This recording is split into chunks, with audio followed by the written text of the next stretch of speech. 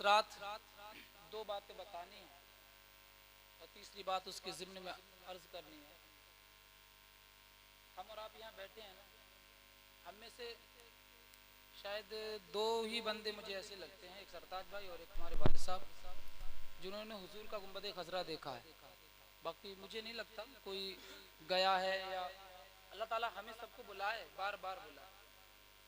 हाँ, अबसार भाई हैं, भूल गया, और दानिश भाई ने तो बार बार देखा है। क्या बार देखा? मतलब इनको याद ही नहीं है कितनी मर्तबा इन्होंने हुजूर का रोजा देखा। ये 4 लोग हैं, 5 लोग जो भी हैं, बाकी हमने भी नहीं देखा, आपने भी नहीं देखा, लेकिन सुना है कि कोई था जिसके लबों का आलम ये था कि पतली पतली गुलें कुद्स की पत्तियां, उन लबों की नजाकत पे लाखों सलाम। गुंबद नहीं देखा उनका, सुनहरी जालियां नहीं देखी, लेकिन सुना है कोई था जिसकी उंगलियों का यह आलम था कि नूर के दरिया लहराए चश्मे बहें, उंगलियों की करामत पे लाखों सलाम। हाँ, कोई आमिना का लाल था जिसके नाखूनों का यह आलम था कि ईद मुश्किल कुशाई के चमके हिलाल, नाखूनों की बशारत पे लाखों सलाम। हाँ, कोई था जिसके हाथ मुबारक का आलम यह था, हाथ जिस समत उठा गनी कर दिया, मौजे बहरे सखाबत समाहत पे लाखों सलाम। देखा नहीं, लेकिन हाँ सुना जरूर है, लैलतुल कद्र में मतलए फज्र हक, मांग की इस्तिकामत पे लाखों सलाम। हाँ, देखा नहीं, लेकिन सुना जरूर है, कोई था जिसकी नाक मुबारक ये थी, नीची नजरों की शर्म हया पर दुरूद, ऊंची बीनी की रिफअत पे लाखों सलाम।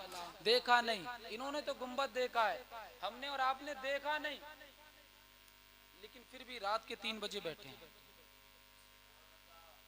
3 बजे बैठे हैं, नींद लग रही है शिद्दत की, लेकिन नहीं जा रहे हैं।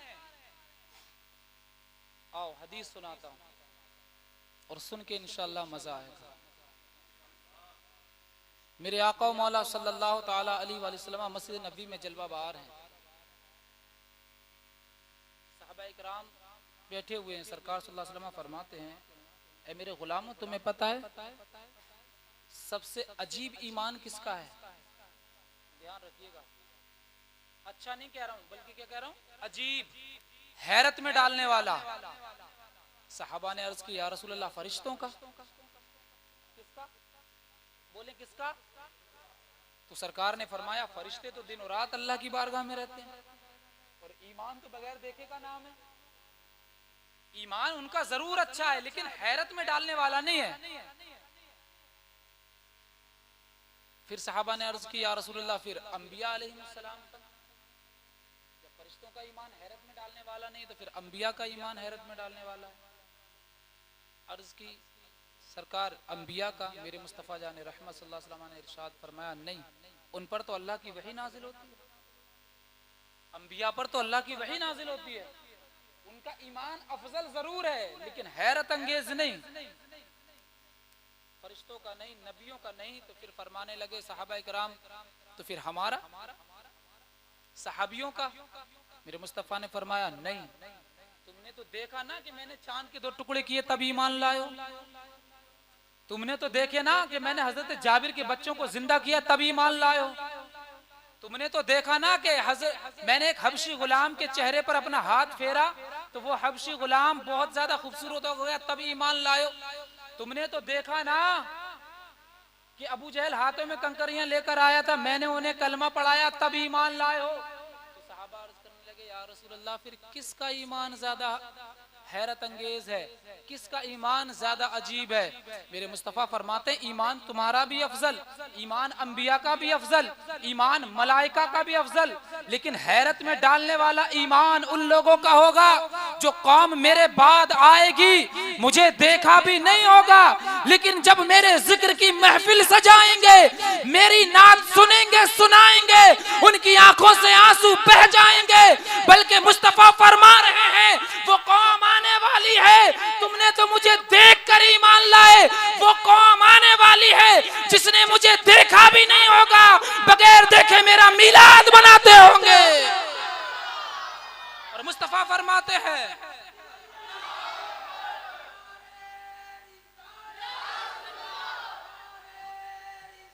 या रसूल अल्लाह। और मुस्तफा ने फरमाया, मरहबा मरहबा मरहबा,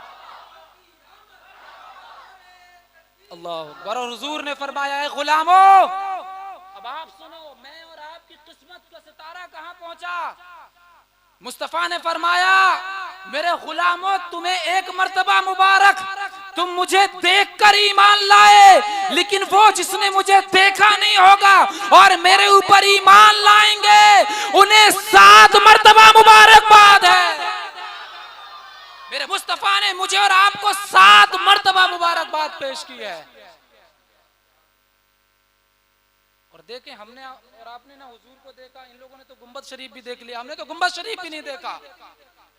उसके बाद भी कहते हैं, हजरत हसन इब्न साबित तो वहां से करीब से देखकर बोले उठे थे, अहसन मिनका लम तरक़त ऐनी व अजमल मिनका लम तलदिन निसा खुलिक़ता मबर्रअन मिन कुल्लि ऐबिन कअन्नका क़द खुलिक़ता कमा तशा। ये हजरत हसन इब्न साबित जिन्होंने मुस्तफा को करीब से देखा, पुकार उठे, या रसूल अल्लाह, कोई आपकी तरह नहीं, मेरी आंख ने देखा नहीं, आंख देखती कैसी, किसी माँ ने पैदा ही नहीं किया। लेकिन जब हमारी बारी आई तो हम ये कहते हैं, उन्होंने तो करीब से देखकर कहा था, हमने देखा नहीं बस सुना है, उसके बाद भी हम ये कहते फिरते हैं, वो कमाल हुस्न हुजूर है कि गुमान नक्श जहां नहीं, यही फूल खार से दूर है, यही शमा है कि धुआं नहीं। मुबारक हो, हम और आप यहाँ बैठे हैं, हुजूर का मिलाद मना रहे हैं। और याद रखें, ये नसीब वालों के नसीब में होता है, वरना लोग आज भी दलील मांगते हैं, सहाबा ने मिलाद मनाया, फलां ने मिलाद मनाया, फलां ने मिलाद मनाया। इन जालिमों से पूछिए, जो सहाबा हुजूर के लिए अपनी गर्दनें कटाने के लिए तैयार थे, वो हुजूर का मिलाद नहीं मनाएंगे। और कहते हैं, ये तुम लाइटिंग का लगा रहे हो, सहाबा ने लाइटिंग लगाई, ये लाइटिंग, ये डेकोरेशन किया। जालिमों से पूछो, अपने अब्बा अबू जहल की दुकान खुलवा देते लाइट की। उस जमाने में लाइट थी ही नहीं। तो अल्लाह का करम, हम सुन्नी माँ बाप की औलाद हैं, हम सुन्नी इब्ने सुन्नी इब्ने सुन्नी इब्ने सुन्नी, अल्हम्दुलिल्लाह। हम हुजूर अलैहिस्सलाम का मिलाद मनाते हैं। अब सुनिए, हम जब मिलाद मनाते हैं तो आपने देखा हमारे घरों पे झंडे लगे हुए, लोगों को इसी से भी एतराज है, वो झंडे क्यों लगाते हैं। बहुत से लोगों को ना दर्द होने लगता है, इतना पैसा गरीबों पे दे देना तो कितना फायदा हो जाए। उनसे कहो, 12वीं में गरीब याद आते हैं, बेटे की शादी होती है तो गरीब याद नहीं आते, बच्चों का बर्थडे होता है तब गरीब याद नहीं आते,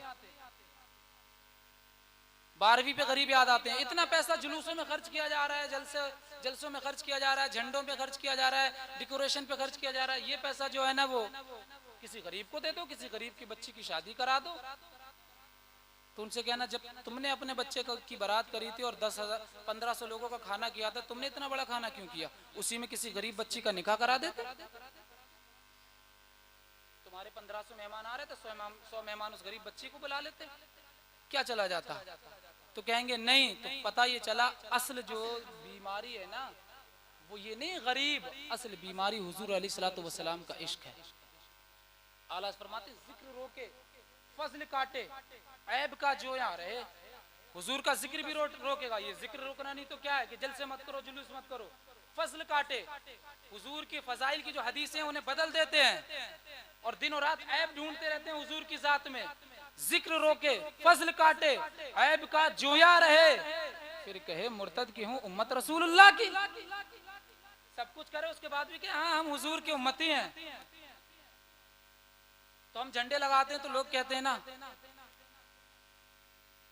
लोग कहते हैं भाई ये गलत है, ये शिर्क है, ये बिदअत है। अब आपने सुन रखा होगा, मैं भी बता देता हूँ कि झंडे लगाना खुद हदीस से साबित है। नबी की वालिदा फरमाती हैं कि मेरे लाल मोहम्मद सल्लल्लाहु अलैहि वसल्लम की जब विलादत हुई तो मैंने देखा कि एक फरिश्ता 3 झंडे लेकर आया, एक खाने काबा पे गाड़ा और एक मशरिक में, एक मगरिब में। इसका मतलब ये था कि ये जो नबी आए हैं इनका सेंटर मक्का होगा।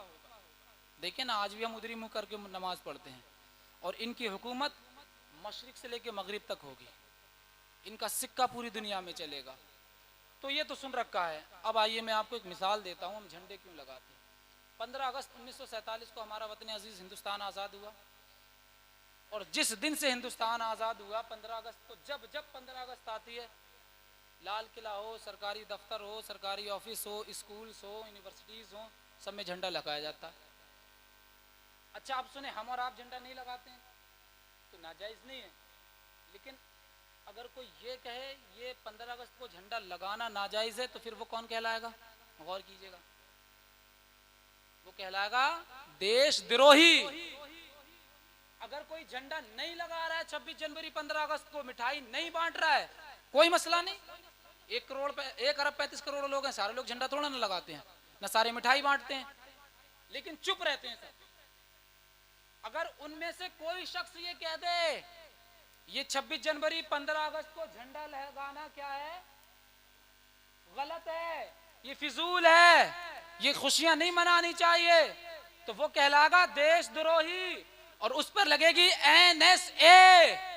मैं पूछता हूं लोगों, जो 15 अगस्त और 26 जनवरी को झंडा लहराने को नाजायज करार दे, वो मुल्क का देशद्रोही हो जाए, मुल्क का गद्दार हो जाए, और वो पूरी नारी जमात जो 12 रबीउल अव्वल शरीफ को झंडा लगाने के लिए नाजायज और शिर्क और बिदअत के फतवे दे, वो जमात इस्लाम की गद्दार क्यों नहीं होती?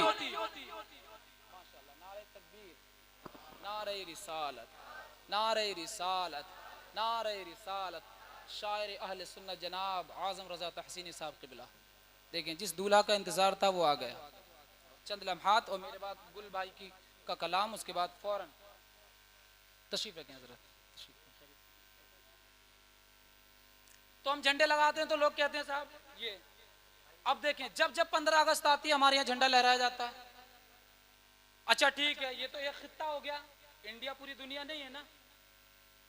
हमारे साथ ही पड़ोस में एक इस्लाम के नाम पे मुल्क बना था, हालांकि वहां इस्लाम का क्या मामला है वो तो सब जानते हैं। 14 अगस्त को, अब जब जब 14 अगस्त आती है वहां भी झंडा लगाया जाता है। फिर उसी मुल्क से टूट कर 26 मार्च 1971 को बांग्लादेश बना। अब जब जब 26 मार्च 1971 के बाद 26 मार्च आती है, बांग्लादेश में भी झंडा लगाया जाता है, वहां के लोग खुशियां मनाते हैं।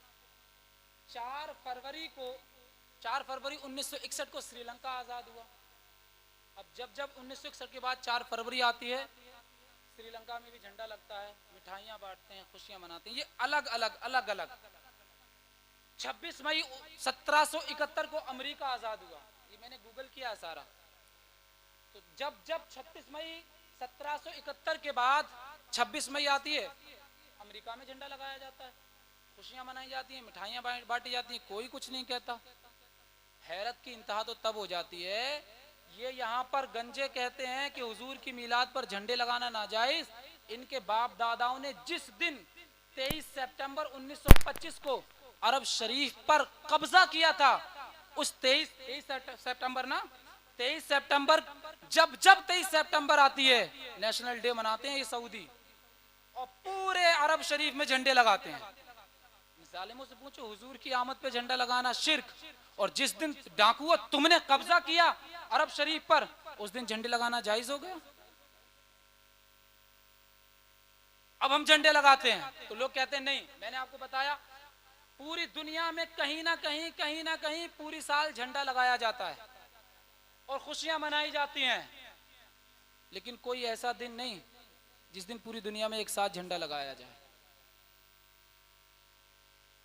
और ये बात भी पता चली कि जब 15 अगस्त 1947 को मेरा और आपका मुल्क हिंदुस्तान आजाद हो गया, अब हम हर 15 अगस्त को झंडा लगाकर ये बताते हैं कि लोगों सुनो, हिंदुस्तान आजाद मुल्क है, अब यहाँ पर ब्रिटिश इंडिया कंपनी के कानून नहीं चलेंगे, यहाँ किसी और की हुकूमत नहीं चलेगी, यहाँ किसी और का कोई मामला नहीं चलेगा, यहाँ वही कानून होगा जो इंडिया की पार्लियामेंट पास करेगी, यहाँ वही हुकूमत होगी जो इंडिया के लोग चुनेंगे, क्योंकि हिंदुस्तान आज़ाद मुल्क है। अब यहाँ पर किसी और की हुकूमत नहीं चल सकती।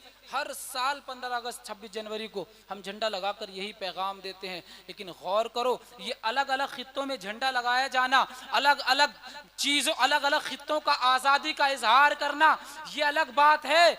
जब तमाम लोग, पूरी दुनिया के लोग इस बात पे मुत्तफिक हैं, हाँ किसी ना किसी का एक इंडिपेंडेंस डे जरूर है और वो मनाते हैं, उसको सेलिब्रेट करते हैं, तमाम लोगों का है, तमाम कंट्रीज का है, लेकिन 12 रबीउल अव्वल शरीफ एक ऐसी तारीख है, क्योंकि 15 अगस्त को हिंदुस्तान आजाद हुआ, 26 मार्च को बांग्लादेश आजाद हुआ, 26 मई को अमेरिका आजाद हुआ, लेकिन 12 रबीउल अव्वल शरीफ को कोई एक मुल्क नहीं, भारत और चीन और जापान नहीं, बल्कि पूरा जहान कुफ्र की गंगोर घटाओं से आजाद हुआ है।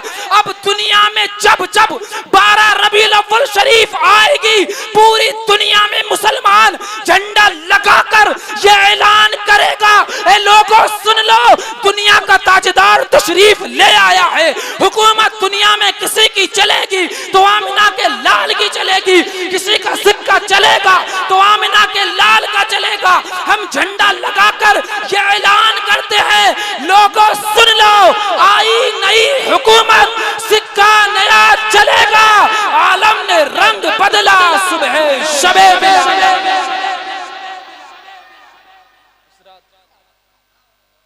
चंद लम्हात के लिए मैं हाजिर आया और मुमताज भाई आ जाएं, आजम भाई तशरीफ ला चुके हैं।